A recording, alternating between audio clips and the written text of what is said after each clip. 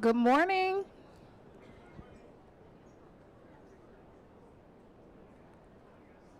Want to give everybody a chance to get in. Everybody's moving. We've got quite a few seats over here. If anybody's looking for a seat.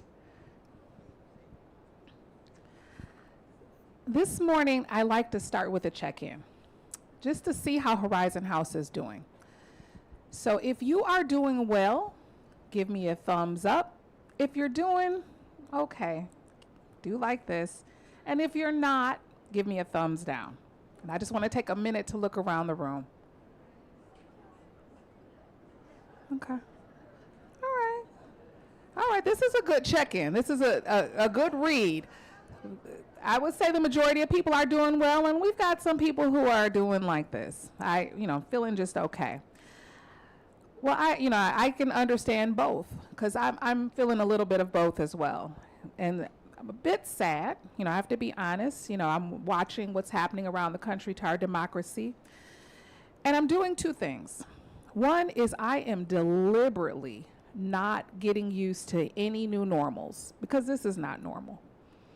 Something I don't accept for our country, but I am finding joy. In times when things are not great is a time when we have to look for joy in other places. And so I'm doing that by just really getting excited when good things are happening and I'm coming across people who are just good.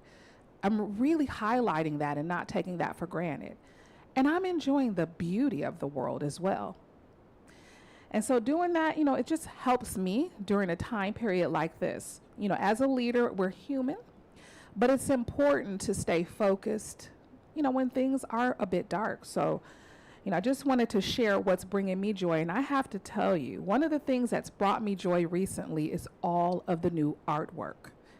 Oh, I want to really just give a big thank you to Gary Fuller and Randy Everett. I see you both over here. For helping us to acquire all of the new pieces from Gary's cousin, Carol Fuller. Just exciting. I feel like I'm discovering a new piece every day, and it's so exciting. It gives me joy every time that I look at the 13 ways of looking at a blackbird and I'm sharing it with someone new and I'm telling them Danny's acquisition story. All of these great things make us who we are. It really talks about, who Horizon House is, how residents, this is their home and community. And so they advocate on behalf of the entire organization and everyone who's in it. And so, again, we need more of that. But the artwork just brings me much joy. And speaking of what makes us unique, how many of you have heard of the citizenship model for senior living? Raise your hand if you've ever heard of it.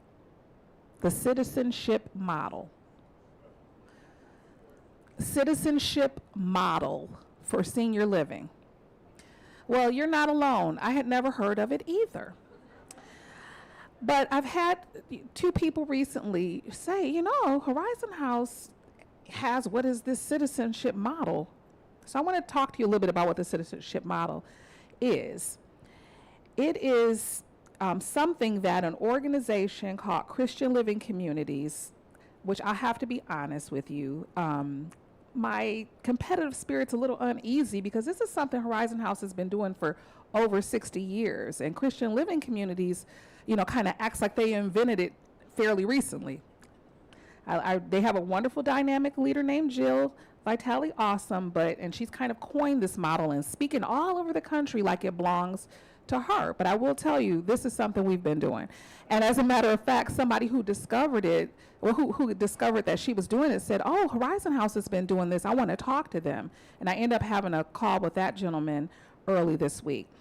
But the citizenship model is, it's about striving toward a culture of citizenship, a culture that empowers each community member, residents, team members, and family members alike to contribute to the fabric of the community, look out for one another, problem solve, and take ownership of the community's well-being. And this Christian Living Communities in Colorado says they're a multi-site nonprofit organization, and they say that, it looks different for each of their campuses, but it's things from residents interviewing CEOs to participating in the design of the community or renovations, and tending to community gardens. So it's, you know, all of the things we do, nothing new. But I'm disappointed that we couldn't have shared our model on a public stage first, because it looks now like we're following Christian living communities, and we're not. So I got to deal with that. But, you know, it brings me to one of our goals for 2025, and that goal is to increase knowledge and enhance the public perception of Horizon House. And that'll allow us to control our own narrative so that we can be seen as a leader in aging services and known in Seattle, Metro Seattle, as the best place to live and work. And so I just want to ask, if you belong to any clubs, any faith communities, any sort of groups that are seeking speakers, we, and I say we because it won't just be me, it'll be me, part of our team members and residents, we want to come and speak. We want to be able to talk about the good work we're doing here at Horizon House, and also talk more broadly about, you know, what older adults need to know about aging. Because many people don't know. They may be friends with you, they may have visited, but they may not know the benefits of living in a community just like this. And we are unique. I'm so excited. This time next month, we're going to be showing you our new brand platform, which is such a differentiator for us. So I'm really getting excited about that. But if you know of a place we should be out speaking any day and time, night, whatever, let us know. We will make sure that we're there. We need to get the word out. And finally, I want to talk a little bit about growth. So as you all know, 2025 is a milestone year for us. Over the past few years, we've been knee-deep in trying to get this building built. As a single site, you know, we have one team. You know, we're focused on both the day-to-day operations as well as, you know, strategy for the future. And so while that absolutely does produce better outcomes, when you can think about the future, but also thinking about how you're going to operate it, and those things are not separated, but it does mean that we have to focus on one big thing at a time. And so I just wanted residents to really know in the community that, you know, we understand this. We understand, you know, that growth is something that's so important to Horizon House, and not just the idea of increasing our numbers. West Tower takes care of that, but really growth in terms of, you know, how we're going to make sure our organization is strengthened. How many of you in your professional life were a part of growth where there wasn't the attention paid to it and things were just a mess as growth began to happen? And so we don't want that for our community. We have time. We have a very connected community. And so we want to spend the time making sure that we're ready. If you remember in 2024, we talked about values and culture, and we really strengthened our roots. We're continuing that work, but in 2025, we're adding things like operational efficiency and innovation, all of this in preparation for growth. Because once the financing is done, we are going to absolutely turn our attention and work with you, the residents, on thinking through how we're going to integrate 200 new residents onto our campus. And so we'll be laser focused on that. So when it happens, we know there's no way to avoid growing pains, but they don't have to be so painful if you just, you know, put in the time and energy and thought process to make it happen. And I know with all of you, we'll be able to do that. And so we'll have a successful story to share to others, you know, as we seek to increase the knowledge and enhance public perception of Horizon House about how we did this grand thing. So now I'm going to turn it over. We've got a full agenda, as you know. Valerie's going to introduce our new residents. You're going to get a wellness update. Eli's going to come and do some updates on the master projects that we have. Brian Holtz is going to talk about operations. Jeff's going to share some information about food. And then I'll close us out with announcements and bright spots. And I've got a couple of guests that are going to come up and share a few things. So I'm going to turn it over to Valerie to introduce our new residents.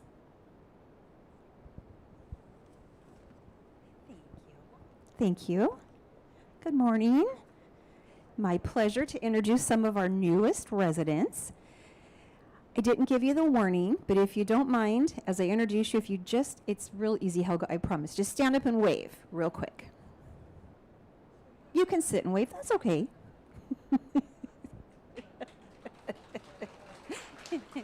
Thank you.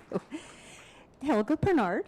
Helga was born in Wasserburg, which is located in the southern part of Germany, and has lived in a variety of places, including New York, Staten Island, Staten Island and North Hollywood. She attended junior college and worked in sales for Holland American Cruises and Habitat for Humanity.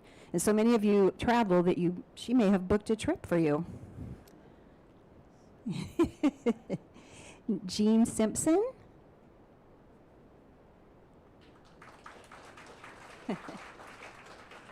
Jean was born in Oakland, California. She earned a BA in zoology from the University of California, Davis, MS in statistics from Colorado State University, and did PhD work in quantitative ecology at the University of Washington. Jean worked as a statistician and at Habitat for Humanity. She is a member of California College of Arts and Crafts and is interested in stained glass, golf, and bridge. Welcome to Horizon House. And I lost track of where David found a seat. There he is. So Sharon and David Nichols, and David shared that Sharon had a last-minute conflict and won't be here today, so we can reintroduce her another time. We will end her. Many of you are familiar with Sharon. She was born in Eugene, Oregon. She attended Linfield College, Texas Christian University, Wesley Theological Seminary, and Seattle University School of Theology and Ministry. Sharon worked as an operations research analyst for the Air Force and, as many of you know, worship coordinator at Horizon House until her recent retirement last year. Sharon is interested in listening to and performing religious and classical music, playing the flute, and musicals. David was born in Fort Worth, Texas, and studied physics and optical science at Rice University, Duke University, and University of New Mexico. He worked as a data analyst, website developer, senior military analyst, and was treasurer of the Seattle chapter of American Guild of Organists. Dave was a church organist and pianist and enjoys photography, audiovisual editing, and amateur radio. Welcome to Horizon House, Sharon and David. And next up, Andrew has a wellness update.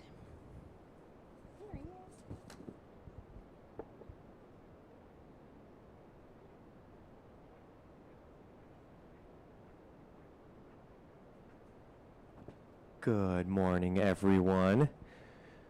Posture and balance people out there, you promised me you're going to exercise right now, so I see a couple of you. You said you were going to be in the second row and you were going to try to balance while I talked.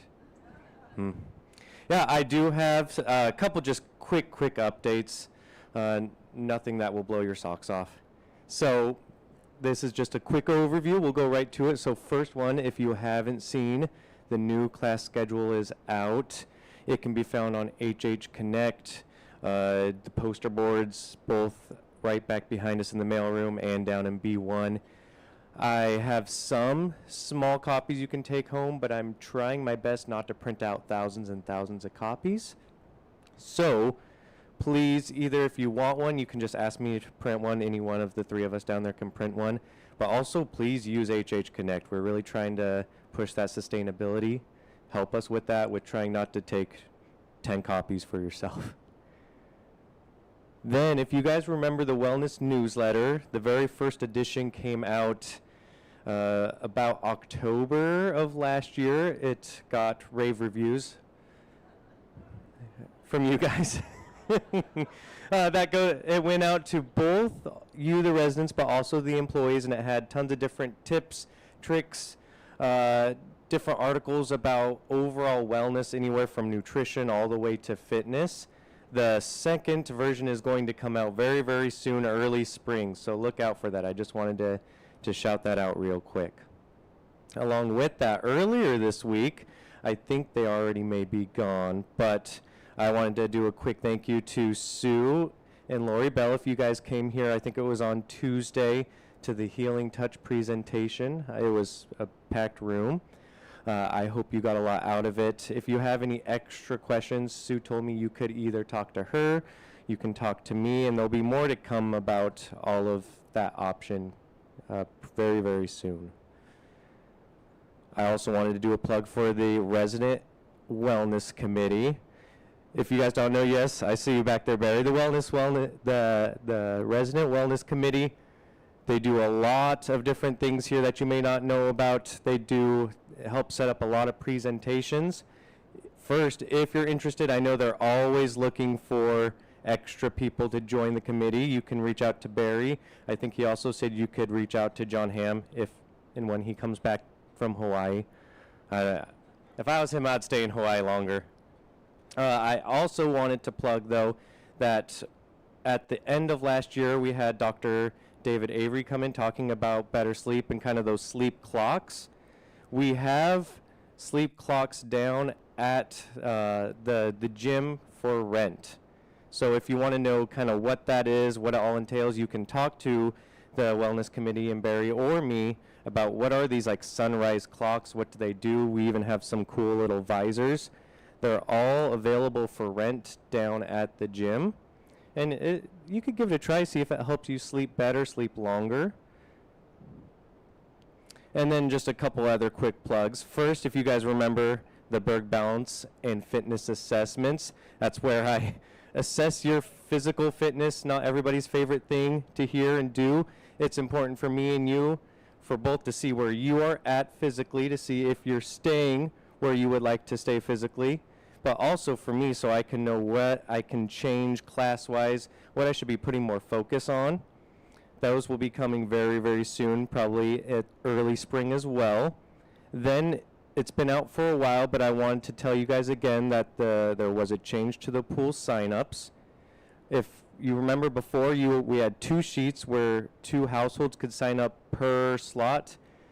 With talking with a lot of the residents that use the pool, they said, why don't you just add 1 more sheet? The pool has enough for 3 lanes, and so I decided to go and add it. So we do have for every single slot, that's from 6:30 till 3:30, with 3 being the final sign-up slot. After that, it's just open swim.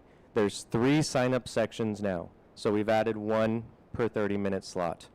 And then the final thing, it's very early in the stages, but there is going to be a layout change to how the gym looks. Right now, if you walk in, there's all these big, scary, strong machines.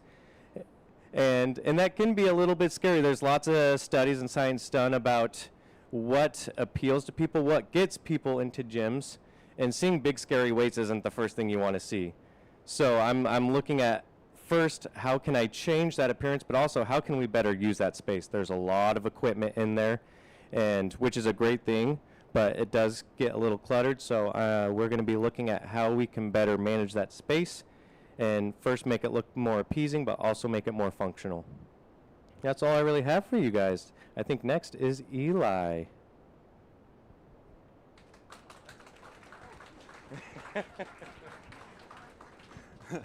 Thank you, Andrew.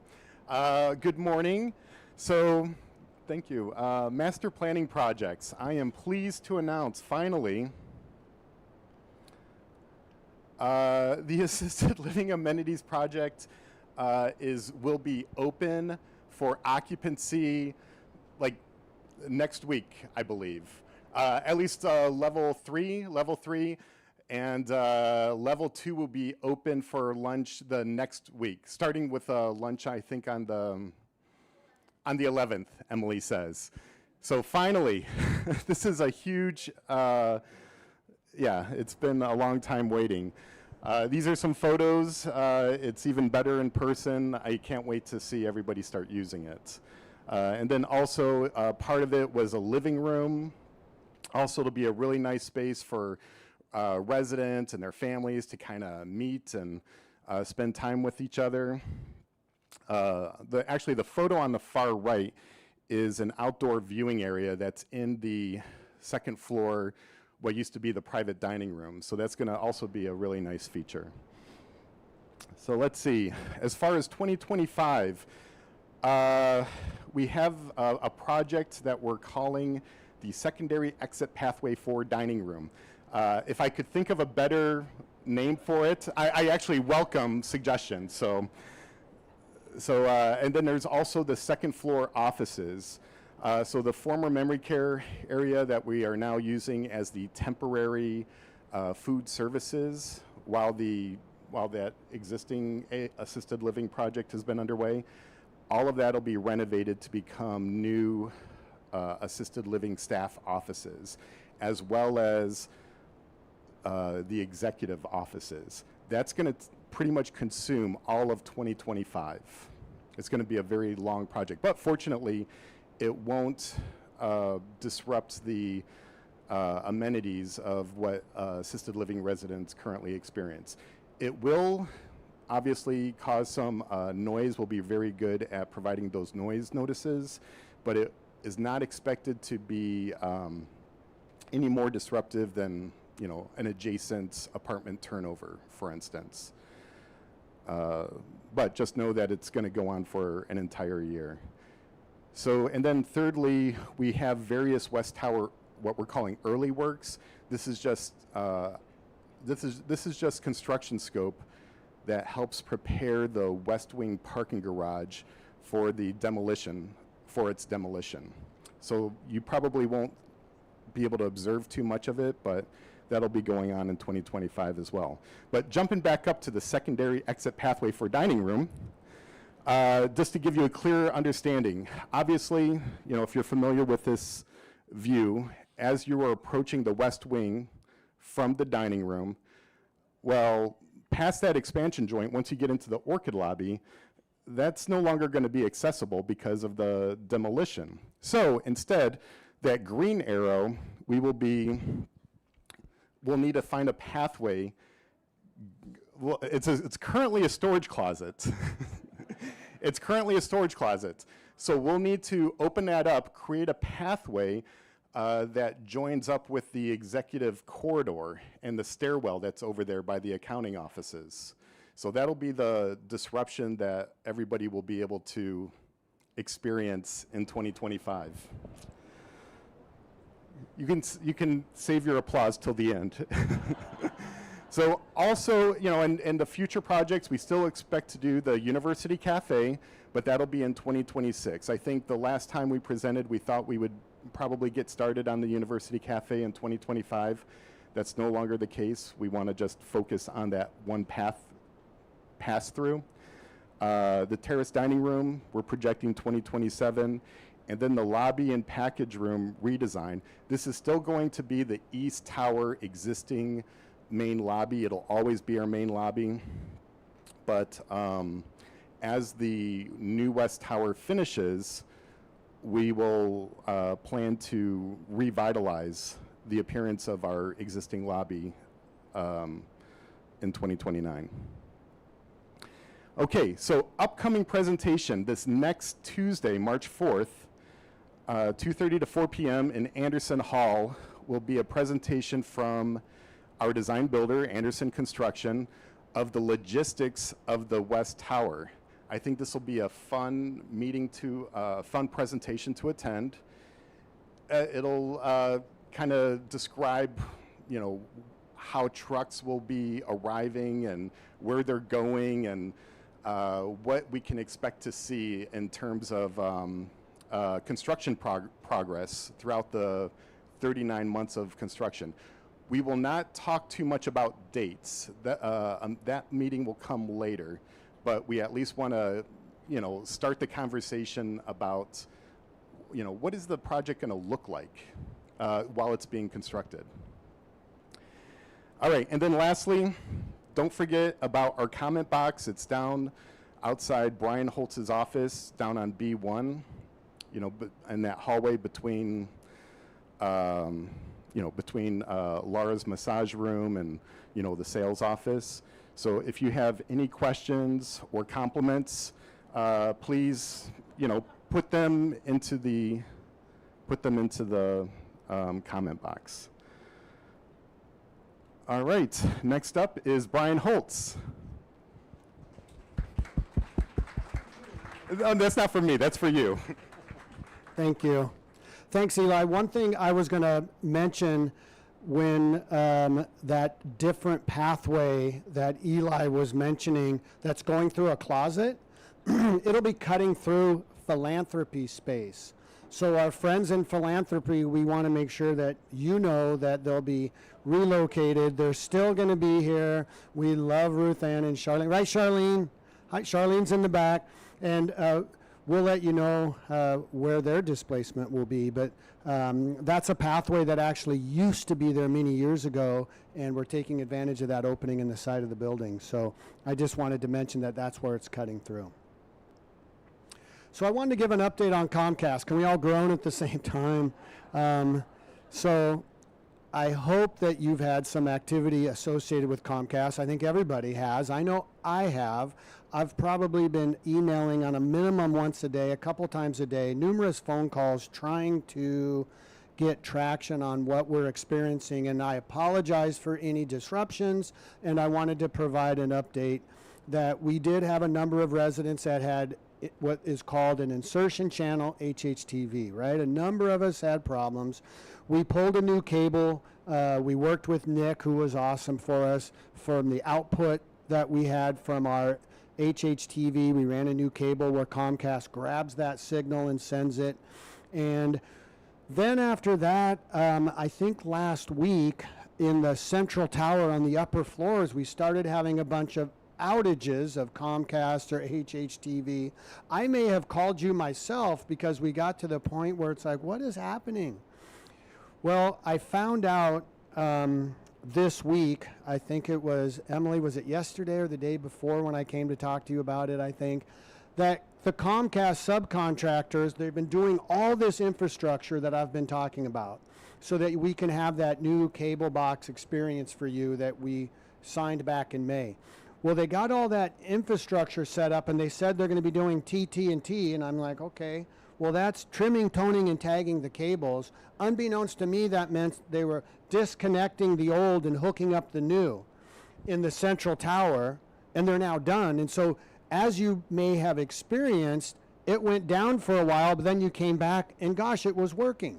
So I had a cordial phone call on your behalf and our behalf with them about future communications when you do this, so that I understand, so that I can share that, and I can use the communications expertise to help me get that information to you and equip the reception center so that when you call, and then facilities is aware if they need to come and troubleshoot. So they'll be starting on that work, the trimming, toning, and tagging of the north tower next week. They think starting on the top floor and working their way down. I'll work with communications to remind everybody, because not everybody's here, and we like our reminders, that you may experience outage and it will come back. If you know how to power cycle your cable box, that's a strategy, or we can have facilities come and help you. So we anticipate that taking some time starting in the north tower. Also, we've been waiting on these new cable boxes. I am told that either the week of March 10 or the week of March 17, they'll start installing new cable boxes. Yay! I mean, we've been waiting forever. So I'll find out the exact date. I'm waiting to hear from them. And they're going to have a team of 3 or 4 so they can do several apartments at the same time. Because they're still working in the north tower, we'll be starting in the top of the central tower, in east tower, working our way down. And if you're not home, we'll have a facilities person accompany them so they can get in there and get this done as swiftly as possible, so we don't have any more delays on your experience to be able to get these upgraded channels that we promised to you back when I signed the agreement way back in May. Thank you for your patience. I really apologize. The north tower will have a lag time because they're still doing the trimming, toning, and tagging for the north tower, so those boxes may not start getting swapped out till mid-April, is what I'm told. And all of it may change based on how swiftly they move, but I'm not going to make any comments on how swiftly Comcast has been moving for us. So I finally have some dates, and I'm excited to share them. Not as excited that it took as long, and so I really appreciate your patience on that, and I'll work on giving some more communications once we have the dates. So I wanted to talk about, as we have the West Tower construction impacts, and we're calling it the West Wing decommissioning. I've mentioned it several Fireside chats ago that there's a process we're going through to understand all of the things that are displaced because of the construction. the West Wing closing, there's a number of things that are in the West Wing, the Monday Market, the art committee has storage and they process art over there, the meditation room, we have parking. There's a number of things that are changing. More importantly is residents are moving, but aside from the residents that moved is all of those things that are happening. And we've been working on I've been having conversations with any of the stakeholders or committee chairs or staff that are impacted. And so those conversations for the West Wing, I've been calling phase 1. We had those conversations by the end of last year. And now we're in the point of the second box there, that by March, we need to come up with a plan and decide so that we have an understanding, Horizon House, after me having those conversations and listening to those folks as to what are the needs of the spaces and how can we accommodate it. Is there any adjustments we can make? As we know, there's going to be some compromises we need to make. So by March, our goal is to have these decisions made, have the communications with all of these stakeholders, share with the community, so that as we go through this year, with the current timing of the end of this year, which is subject to change, we know construction, and if you're at the board meeting, there may be changes based on the bonds, but we need to understand so that we can modify any spaces and plan to support any of these moves, so that we're doing that going through the year, so that by the fourth quarter of the year, we are equipped and prepared to make those changes in advance of the West Wing closing. So that's the phase 1. The phase 2, which is the B3 area that has some staff down there, our staff lounge, the training room, IT team is down there. B2 has a lot of resident amenity spaces. That space is going offline for construction first quarter of 27, subject to change as construction projects can happen. However, we wanted to have those conversations well in advance, which we've concluded up to this point, so that we can make decisions for all of phase 1 and all of phase 2 by the end of the first quarter, so that we can have that communication of what and where things are going, so then we can make modifications to the campus and communicate to the community of those things. And those don't need to move, of course, until we get into 2027, but because they overlap, it's imperative that we understand all of it so that we know what the impacts are. And there's a number of people here that I've already spoke to, because you are such an active community that you are on a committee or you're participating in some of these amenity spaces, or the garden committee or some of these others that are impacted. So there is also, Ronnie set up a West Wing transition committee, and I think she spoke about that at resident council. And so again, it's an example of how staff and residents collaborate and plan together. It will be something that I am proud of up to this point, and we'll be looking back on how proud we are of how we came together to be successful in this. And so as Eli mentioned, there's a presentation next week. Save the date for the end of the month, March 31, is where he and I will be providing a presentation where he's going into more details about the master plan and updates, and anticipate us talking about the West Wing and these other things that are being displaced, so we can share with the community what our plan is and where things are going and moving. So save the date for March 31st. Emily will, of course, get the word out to you folks on that in the alert for us. But this so far has been a prime example of how our residents have been excellent to work with, and I continue to make progress on all of that for the community. With that, my buddy Jeff's coming on up, food service. Thank you. Thank you, Brian. All right, how's everybody doing today? Good morning. Composting update.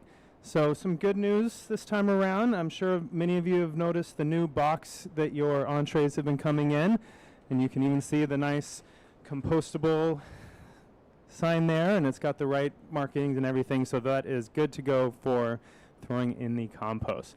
Now, we also brought in a smaller box. We thought that one was good. Now, when we look at the box, it looks good to me, but it doesn't have any markings on it. So we went back to our vendor, found a different one, so that one will be coming in, and that one should be good to go as well. So I think we're pretty close to having everything good to go on the compost level there. So we'll keep updating you on that if anything changes. Next thing to talk about, as many of you know, we've been hearing in the news and everything about the bird flu that's been going around and having a big impact on eggs in this country. And so what's happening to us here is that we're unable to basically source shelled eggs anymore. Kind of what the deal with that is that when we cook the eggs for you here, they have to be pasteurized eggs, and so we can't get those anymore in the shell form. Plenty of them in liquid form. So we still have eggs. We can do scrambled eggs, things like that, but we won't be able to do poached eggs, fried eggs, those sort of things, and that's going to be, I don't really have an end date on that, but just bear with us as we go through that. We'll keep you updated as, news progresses on that, but moving forward. So, one of the big impacts is going to be on the weekend lunch. One of our most popular dishes is the Eggs Benedict. So we'll try it out this weekend with scrambled eggs instead of the poached egg. We'll see how it goes. I know it's probably not going to be, that well received and the happiest thing for everybody, but we want to keep that dish going if we can, but we'll evaluate that moving forward and make a change if we have to. The next thing is we have the self-check kiosk that opened up this week in the bistro.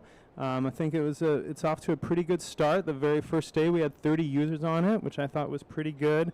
And I looked this morning, and after 3 days, we're up to about 115 users. So, for the first couple of days, I'm happy with how many people have been using it, and it's a good split between employees and residents as well. So keep plugging away at it. If you have any questions about it, definitely reach out to me. I'm going to post myself down there from 11 to 12 on Monday. So if anybody wants to come in and get a little demonstration on it, or if you've been trying it and you're having some issues, let me know. It's a good time to come find me and we can talk through those. But yeah, I'm pretty happy with how that's going so far, and we'll keep working on that. And then one more thing, one thing that's coming up next month is St. Patrick's Day, and that's on Monday, March 17th. So, we usually like to do a theme buffet for the different holidays and stuff, but since it's being on a Monday, we're going to try just a little bit different. We're going to have an exclusive St. Patrick's Day dinner that night. So it'll be a regular plated, you sit down, you can order from the table, but it'll be a special menu that'll be, dishes exclusive to celebrate the holiday, and we're hoping for a nice time that day. So come join us on St. Patrick's Day. And then I have one last announcement. I don't have a slide for it.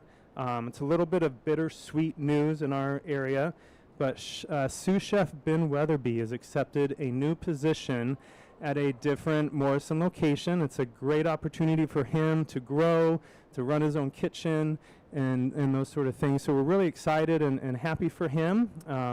It's a big bummer for us because he's been a big driving force in our kitchen for many years now. Been behind all of our Eat Smart buffets and our brunches and a lot of our special events and stuff. So we'll definitely be missing him, but we're happy for him to kind of grow his career and move forward on that. So, if you see him over the next weeks, his last day should be the 15th of March. So we'll have him for a few more weeks, but, definitely if you want to come say some parting words or talk to him, he'll be happy to see you. So that's all I got for you, and I'd like to bring back up Erica. Thank you very much.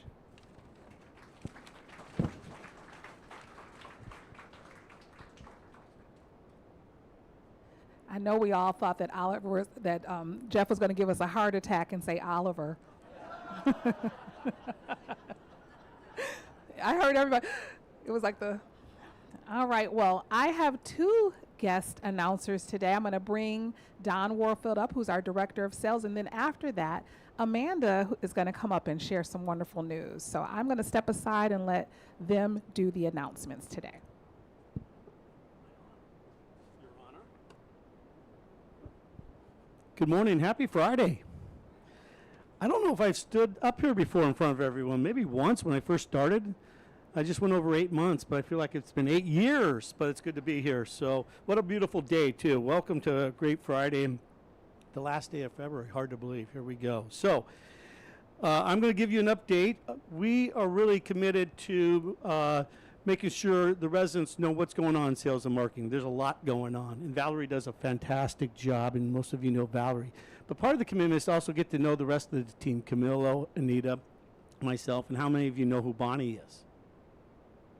Yeah, there's a few good. Bonnie's in assisted living. She's fantastic, and she's doing a great job. So our goal moving forward is to make sure that you feel like you know who we are, we're available to you. I'm going to tell you a little bit more about how we're going to do that. But first and foremost, here's the latest and greatest on the West Tower. We're actually not at 75. We took 76 yesterday. So, and I expect a signing today. Camilo's working on one today, so we think we'll be at 77 as we leave February and head into March. So things are moving along. I haven't seen the thermometer poster yet, but I believe it is in the mailroom. Thank you. Please go there. And I want to talk to you a little bit about some success we just had recently.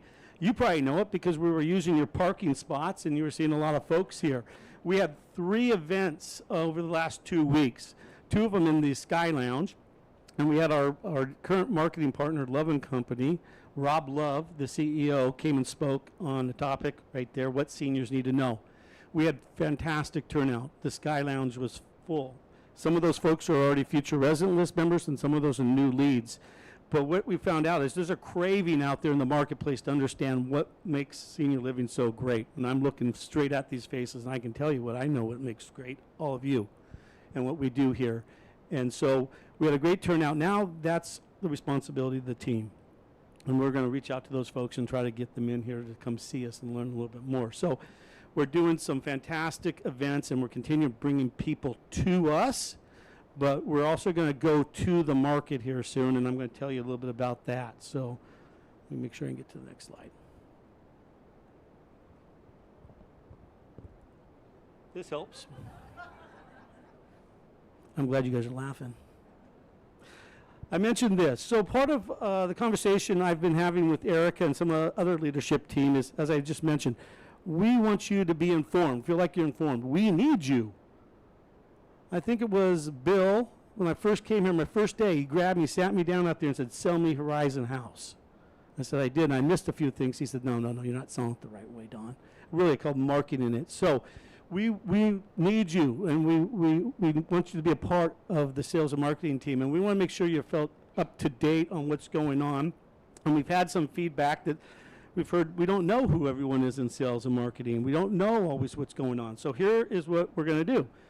We're going to have the inside scoop, sales and marketing at Horizon House, and we're going to do this for 4 Fridays starting March 14th in the Robert Durham room. It will be in the alert, and we invite you to come sit down with us. I think I'll do the first one.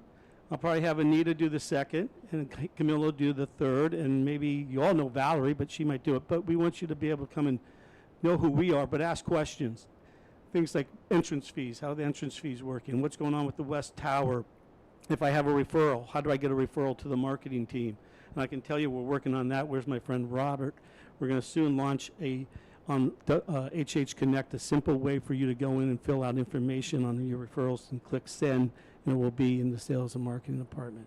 So look out for this information alert, or just put it on your calendar if you're available at 1 o'clock starting March 14th. Grab a cup of coffee, come talk sales and marketing, and we'll make sure you feel like you have everything you need to know. Last but not least, Beth's not here, so I'm not getting like you're running out of time back there, like the Oscars here. We are going, as I said, we're going to go out to the market. We know there's folks all over this market that know about Horizon House, but maybe not want to drive in traffic this time of year, although it's gorgeous today. So in March, we're going to do road trips, I say. And on the 13th of March, we're going to go over to the east side.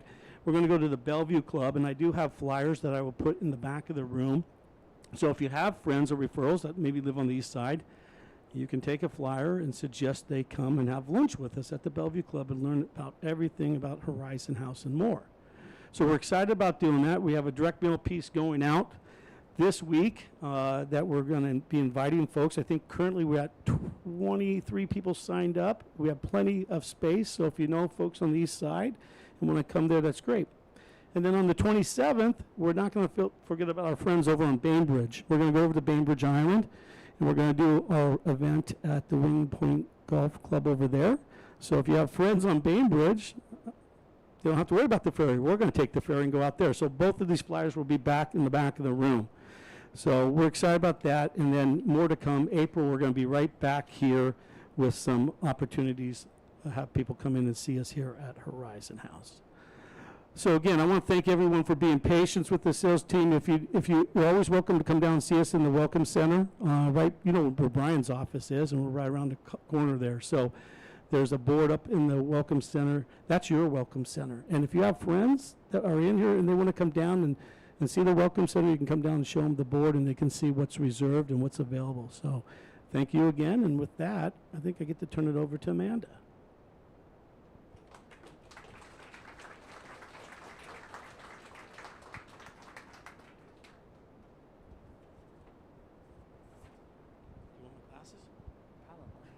I need them. I'm wondering if the Robert Durham room's big enough for your events. Do you think? I don't know. We'll see. We'll see. Hi, guys. Amanda Rubel, the director of Resident Experience, which is growing. I always have a hard time talking about myself. But anyway, I'm excited that working with Erica and Lori. As Joan retired, we were kind of looking at communications needs at Horizon House, knowing that we've got a great external partner now in Love and Company. You know, that internal communications and how we represent our community really is part of our experience here. So I'm excited to take on internal communications, working with Emily and Adrian. And helping them communicate all the great events, disruptions. Most importantly, I think, you know, what Brian was up talking about earlier with all the West Wing, West Tower transitions happening the next couple years, making sure everybody feels communicated with. You know, resident experience is new to me. I've been here for about a year, but communications is not. That's kind of where I cut my teeth in advertising agencies, public relations agencies. So I'm excited to have a little bit more getting back to my roots as far as that. Yeah, and just, like I said, working so closely with Emily and Adrian. They do so much for us and supporting them in their endeavors. And if you guys have any questions, feel free to come by and ask. We'll be working on our plans the next few weeks, but there shouldn't be any disruptions to how we're communicating in the community. It's beautiful. Yeah, they've been doing a great job for many years. All right, thank you. What's next? Robert.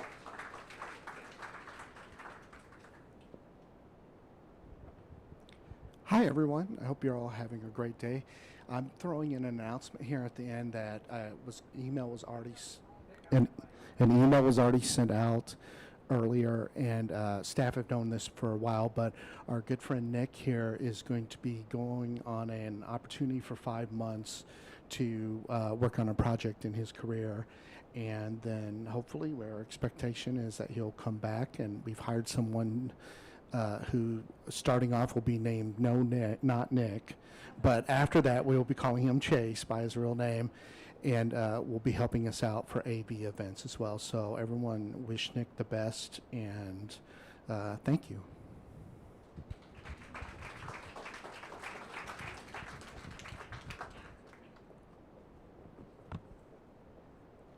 All right. We are on time today, which is so wonderful. So I want to share a couple of bright spots. Valentine's Day. Such a wonderful day here. It's always beautiful. But really, it's Valentine's Day a lot of days here. We have so many people who have love stories that started 60 plus years ago, and some people who met here. And I really enjoy hearing about them. And I just have a little something to share. I don't have a photo, but on Valentine's Day, I happened to be walking by the sofas that are near where the staff coffee is. And there was Sam Dorkin and Mona sitting together. It was so natural and sweet.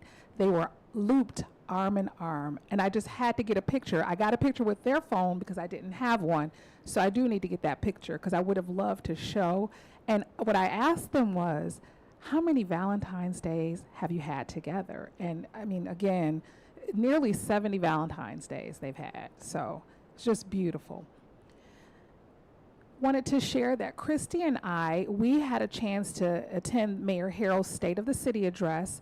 We got a wonderful invitation to come. It was a kind of a smaller group of people who got invitations to come to to Benaroya Hall. So it was really good to go and hear firsthand what the mayor cares about. And I'll tell you, it is definitely a shared concern of ours, and safety is top notch for him.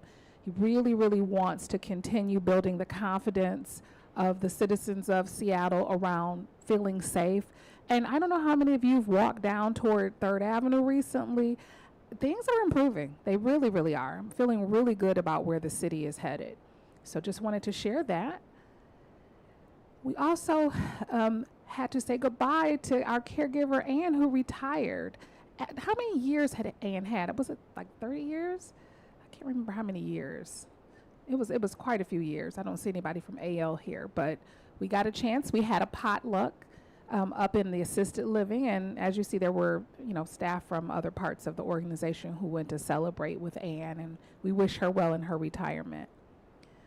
We also want to thank Louise Vlasic again, residents, those great citizens of Horizon House, for helping us get a Curtis Steiner 1,000 block table donated, and it is on AL3 across from room 333, and it is great. She shared that with me last night. I happened to see her down at the puzzle table, and she shared. So I can't wait to go up and see it in real life today. And the company that donated, not only did they donate it, but they delivered it, right up to assisted living for us. So thank you, Louise, for your support in getting this wonderful donation. All right. Well, I will tell you, it's a rarity, but we've got time for some Q&A if anybody has any burning questions. All right. They're coming around with mics. It's for Eli. Okay. Is he here? He is not here, but we can. Well, maybe someone else can answer. He indicated they're going to start this summer doing something to the garage. So when will we know where we're going to park our cars? So that is the Early Works project where they're removing some HVAC work. I don't think that the residents will have any issues parking. Our intention is residents will stay parking on site here. So it won't impact, but at the end of March, when Brian Holtz gives his kind of update to all of the moving parts, he'll give kind of definitive answers to where everything will go. But resident parking will be on site. May all be valet, but it will be on site. Over here. Yes, a number of us participated in the Love & Co. Conversations. Is there any way that we can see the results of their work? I guess it would have to be print materials, but what new advertising is coming out? Yes, and we're going to actually, at the next Fireside chat, have it up on the big screen so you can see what came out of that. Thank you. You're welcome. Do we have a plan as yet as to what we would do if ICE showed up at our front door? We do. Brenda, who is our Director of Human Resources, has worked on a complete plan of action. We're working it through with our reception team right now, and we will get some printed information out to you. But yes, we do have a plan in place that we'll be sharing. Here? I have a question here. What is the 1,000 block table? Is Louise here? Has anybody seen it in person? Oh, Louise is here. Okay, we're getting Louise a mic. Yes, this is a Curtis Steiner design. He's a living artist in Seattle. The Traver Gallery donated this piece of art to us, and it was delivered by Traver Gallery and lifted up to the 3rd floor. It was an amazing transition between this gift to Horizon House.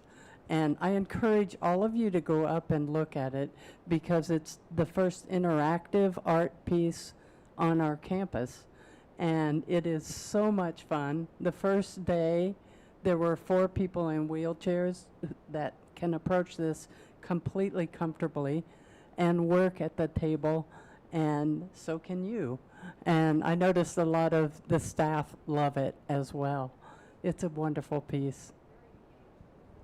Thank you. So it's movable, Louise, somebody wants some clarity. Is it movable pieces? The 1,000 blocks, they are 2x2 cubes. There's 1,000 of them, and they have design on each of the facets. So you can move them around and make the designs that Erica showed in the slide. There is a YouTube video of the Curtis Steiner table that is just very well done if you want to have a look at what artists have done. This table was in the Seattle Art Museum for an entire year before Traver Gallery got possession. So it's an incredible piece of work. Erica, I can answer the garage. I was in my office watching on YouTube, and I made it up. Sorry, I'm late. So I would say that what we have is a grease trap that is in H-level parking that none of you park in. Some staff may. That we need to. That's in the under the slab of the H-level floor of H-level garage. That's going to be relocated near the loading dock, and that has to happen before we before we close the west wing so that we can continue to be appropriate. The grease trap is for water that comes out of a commercial kitchen. So that is something that we'll have to be doing. Thank you for that clarity. Appreciate it. I don't know if this is a suggestion or a question. The elevator on the east wing had been out and then back and then out and then back. And then it was out for design specifically, I understand, for taking guests up to the 19th floor for a meal. And it seems to me that if there was some way of letting us know that that was true, you'd get less complaints about how stupid we are about not having the right parts, and possibly even the possibility of people who would be willing to ride up and talk up Horizon House on the way up. But I don't know if that's possible.